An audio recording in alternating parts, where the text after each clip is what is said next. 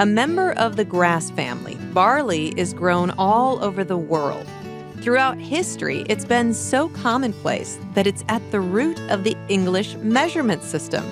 In 1324, King Edward II standardized the inch as equal to 3 grains of barley. In Iowa, barley is planted in the spring, as soon as the soil is dry enough to till. By mid-July, it's ripe, and when the moisture level is right, it's time to harvest. The combine harvester is a familiar feature in Iowa's fall landscape. It performs 3 functions, taking a lot of the work out of preparing this grass for consumption. First, it does the reaping, which is the cutting and gathering of the plants. Then, the threshing, removing the edible part of a grain from the husk and straw. And finally, winnowing, or separating the grain from the chaff. Perhaps the most important point of all, which is the types. The 10th day of the 7th month was when the Jews would celebrate the Day of Atonement.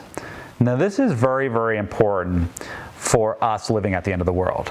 Let's see why. Now, right here, we have a calendar for the year of Israel, 31 AD. This was the year that Christ was crucified. It was 3.5 years after the 70th week began. And we see that the 14th day of the first month was on a Friday, according to this calendar. We have it on the 27th of that month. The first day of the month, that is when the crescent was located, that's when they were able to see the new moon and know that the month had started, was on the 14th. According to astronomy, science can now tell us that the conjunction of the moon, which is a perfect new moon, we can't tell that it's there because there's not even a little bit of a crescent or a sliver, was on Tuesday on the 10th of that month. Let's continue to the next slide. Now, according to the Journal of Biblical Literature, they also agree with this idea. If you zoom in more carefully to the chart, they also have the 14th day of Nisan on the 27th of April. Very fascinating. Now, the barley harvest. The spring appointed times, as given in Leviticus chapter 23, they foreshadow something. It's the first advent of Christ. The Passover was fulfilled in the crucifixion of Christ. Christ was the Passover. The Feast of Unleavened Bread takes place on the next day, on the 15th day of that month. Christ laid in the tomb. And then Paul also tells us that Christ was the first fruits of those that will be resurrected at the end of the world. So when he came forth victorious from his grave, the first fruit ceremony was prophesying of that event. Now, the year's great harvest is a type of the gathering of God's people at the end of the world. The fall appointed times point us to the second advent. The convocation of trumpets met a prophetic fulfillment on October 13th of 1844. The Day of Atonement on October 22nd of this year, and the Feast of Tabernacles will be fulfilled at the second advent. I'm going to explain to you what had happened on the 13th day of that month shortly. Now, on the left, we have a picture of modern-day Israeli settlement below, and you can see the massive deforestation of that area. Now, I just chose 2 pretty much random pictures off Google Images to just give us an idea. This is an alleged rendition. It's not even close to perfect, but pretend, for the sake of the presentation, that this is what ancient Israel used to look like, and then look at the previous picture of modern-day Israel and look at the difference. So we can see that there was massive climatic change has happened between modern-day Israel and what ancient Israel used to be like. Now, Josephus is going to paint a beautiful picture for us of what the nature was like in ancient Israel, what the climate was like, the beauty of the place. Its nature is wonderful as well as its beauty. Its soil is so fruitful that all sorts of trees can grow upon it, and the inhabitants accordingly plant all sorts of trees there. For the temper of the air is so well mixed that it agrees very well with those several sorts, particularly walnuts, which require the coldest air. There are palm trees also which grow best in hot air. Fig trees also and olives grow near them, which yet require an air that is more temperate. One may call this place the ambition of nature, where it forces these plants that are naturally enemies to one another to agree together. It is a happy contention of the seasons, as if every one of them laid claim to this country.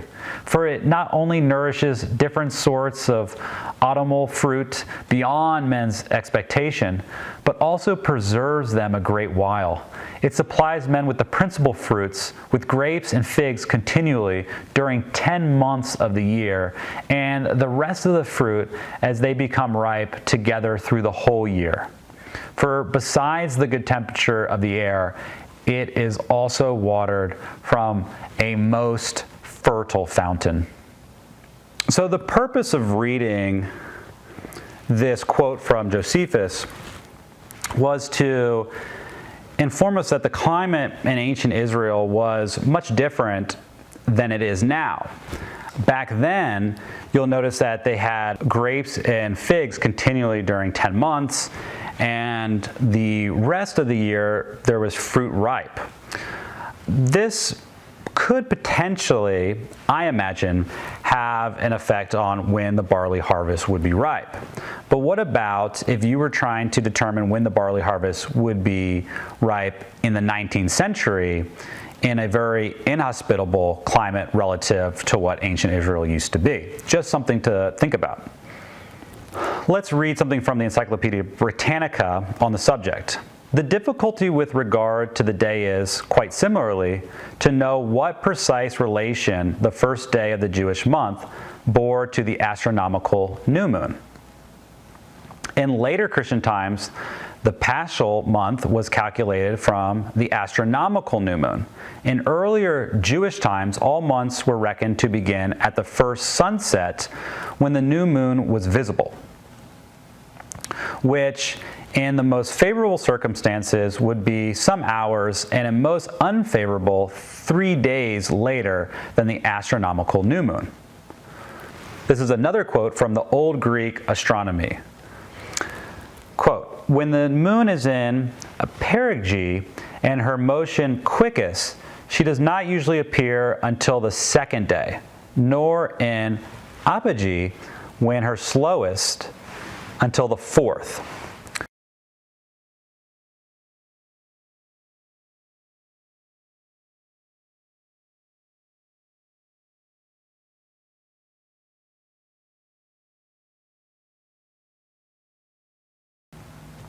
Now, we are going to look at the year 1844. We're going to go to April. We see that the U.S. Naval Observatory has the full moon on April the 3rd. Now, the U.S. Naval Observatory didn't exist in Millerite time, but notice on September 11th, 1844, what's written in the Signs of the Times. Notice that they know when the first full moon is. They said this year the first full moon came on the 3rd of April, and whether the barley was then ripe and the true Passover then kept, or whether it was not observed till the following moon, we have no certain means of knowing. As the first full moon came so late this year, it is probable the Karaites then observed the Passover, unless the harvest was more than unusually late. If so, it follows that we shall soon be in the 7th month. So this is Mr. E.S. Coleman. This is the American Biblical Repository for April 1840. At present, the Jews in the Holy Land have not the least regard to the season appointed and identified by Jehovah. Let's read that again. He says, "At present the Jews in the Holy Land have not the least regard to the season appointed and identified by Jehovah, but follow the rules prescribed in the oral law, by adding a month to every second or third year, and thus making the lunar year correspond with the solar. And when the 15th day of Nisan, according to this computation, arrives, they begin to celebrate the above-mentioned feast, although the Chodesh Habib may have passed, or not yet come. In general, the whole proper season, after they have celebrated it, is a whole month, which is just reversing the command in the law. Nothing like ears of green corn have I seen around Jerusalem at the celebration of this festival." So the reason that was important was, according to Coleman, he's determining the true appointed time for the Jewish ceremonies according to the barley harvest. That's what he's tying it into. Now the Advent Shield, this is January 1845. What are the Millerites saying? The Jews, we are told, commenced their months with the first appearance of the moon, which in that climate was usually the second evening after the change, i.e. the conjunction. And they commenced their year with the appearance of the new moon nearest the ripening of the barley harvest. So they would see the barley harvest, and then that new moon nearest to the barley harvest would determine when the month would begin, that first month.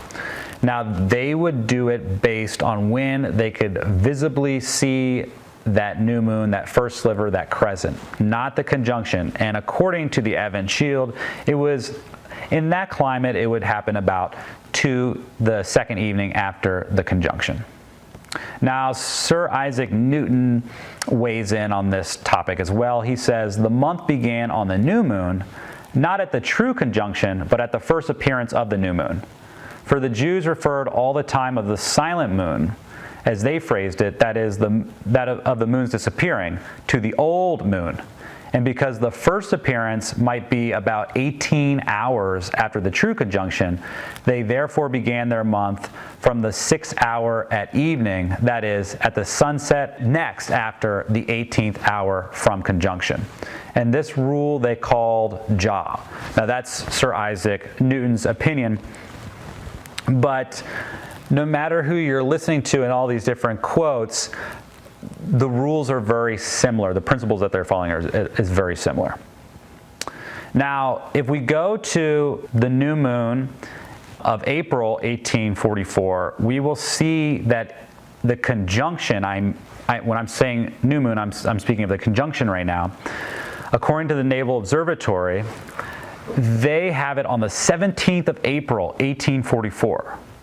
Now, if the crescent is showing up on the second evening after the new moon, then we would have the night of the 18th or 19th for our crescent of that year. And that's what Joseph Bass recorded, that the tarrying time began on the new moon of the first month on April 19th. Now, the Midnight Cry, this is October 11th, 1844. That's the name of the paper. Now, this is getting very, very close to the definite date of October 22nd, 1844. Notice this. As the moon changes in the evening of October 11th, it will not be visible till the 13th. And that is the most probable time for the commencement of the 7th month.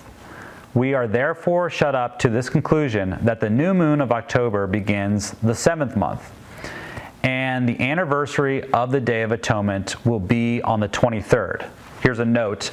This is the Cry's first tabulation of the first and 10th days of the 7th month. The error of adding 10 to 13 to bring to October 23rd was corrected in all subsequent statements. So also, let's go to the U.S. Naval Observatory and look at the phases of the moon for October of that year, which would have been the 7th month. And we have October 11th, just like the Millerites were saying. So science is now confirming what the Millerites were saying in 1844. Now, back to the Midnight Cry, October 31st, 1844. This is after the 22nd of October. In New York, Philadelphia, Baltimore, and other places, the wicked manifestation, the same feelings, and on Sunday the 13th, the Advent meetings in many places were broken up by them. Who's this them? This movement on their part was so sudden, simultaneous, and extensive, with its manifestations on the first day of the 7th month, the new moon being probably seen in Judea on the second evening from its change, when it would be 1 day and 17 hours old, and which correspond with 11 a.m. in Boston, strengthened us in our opinion that this must be the month. Now, let's break this quote down a bit more carefully.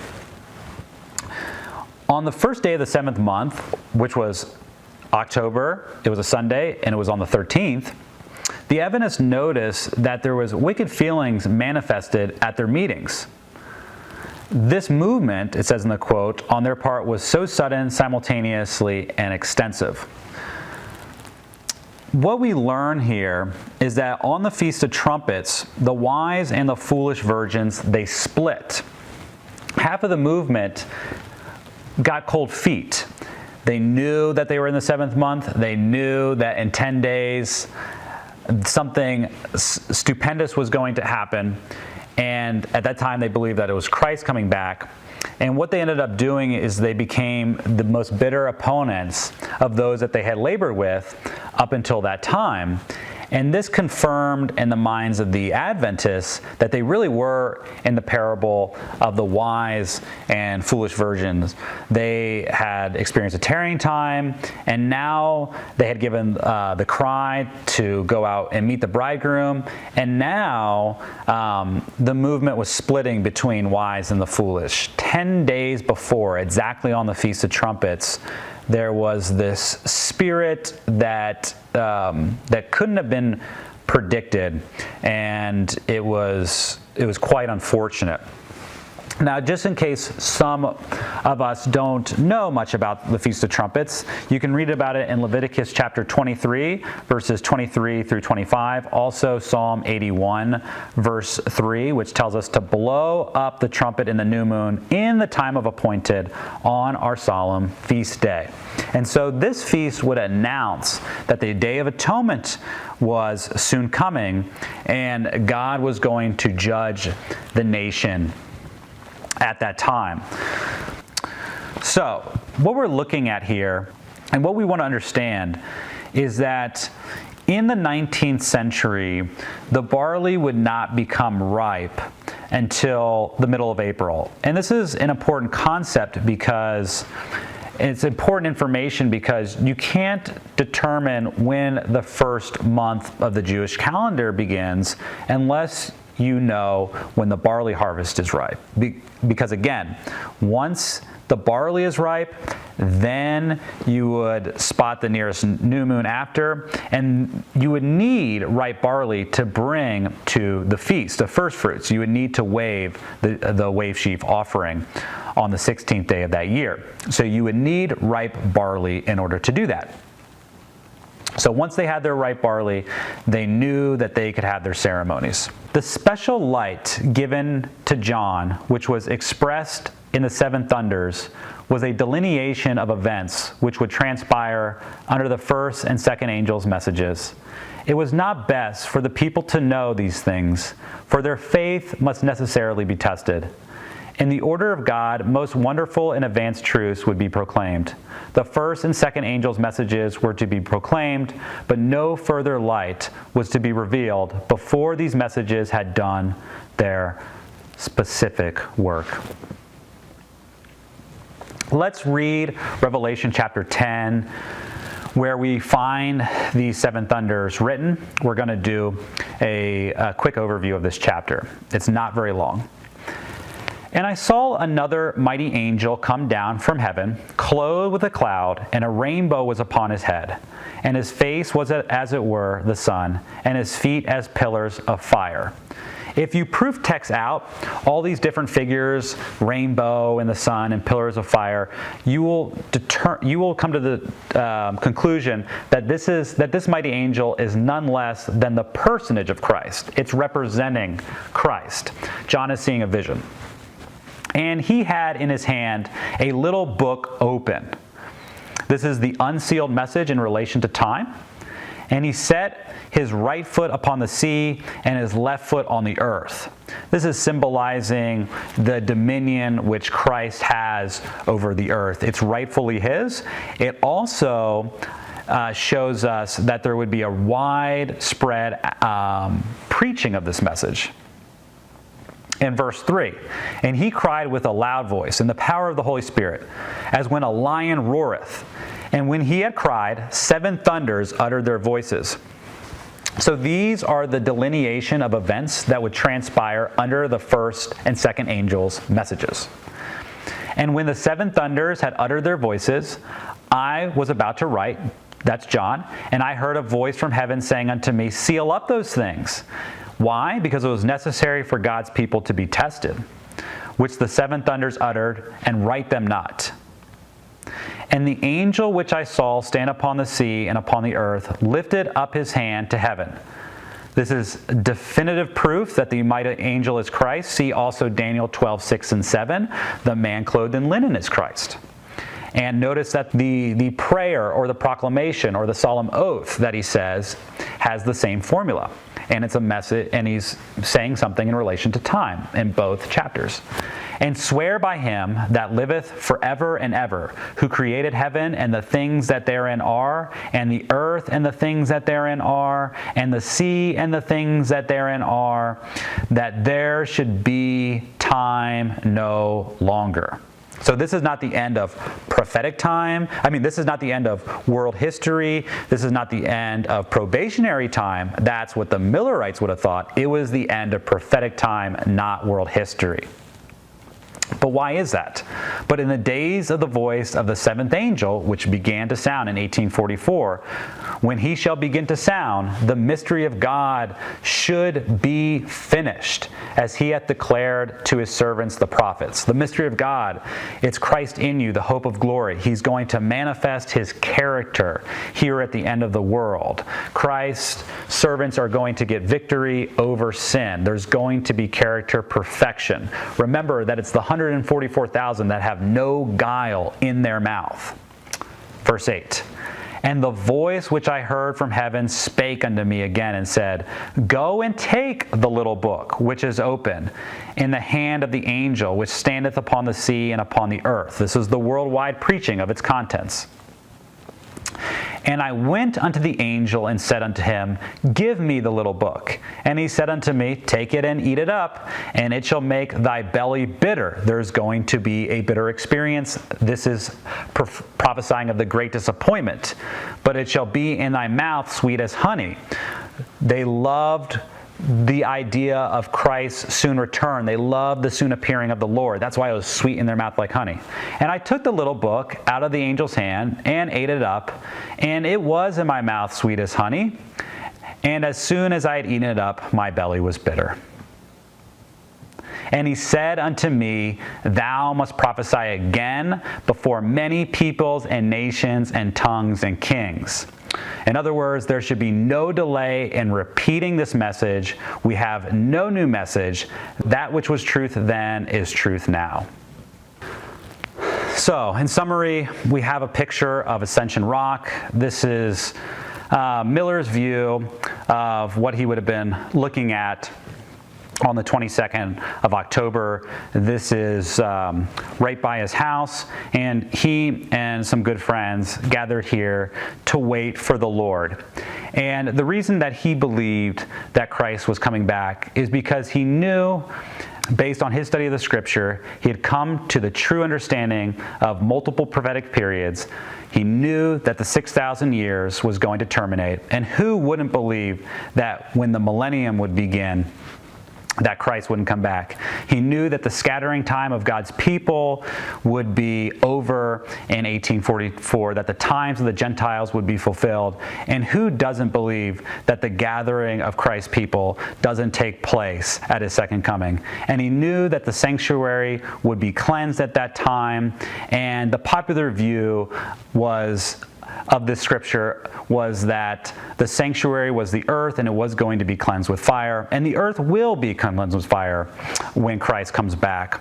And the great jubilee, or the antitypical jubilee, when all the slaves go free and all the captives go free and all debts are canceled, that too sounds like the second coming of Christ. So who wouldn't think that the sanctuary was the earth if you understood that these other prophetic periods were terminating? And also the 1335, Daniel was standing his lot to give his testimony. This too sounds like the second coming of Christ. So who wouldn't have stood with the Millerites? Only those that are disingenuous. I thank you for attending these presentations. I hope that you learned something. There is so much more truth that unfolds out of what we've studied already. So I hope you join us again. God bless you.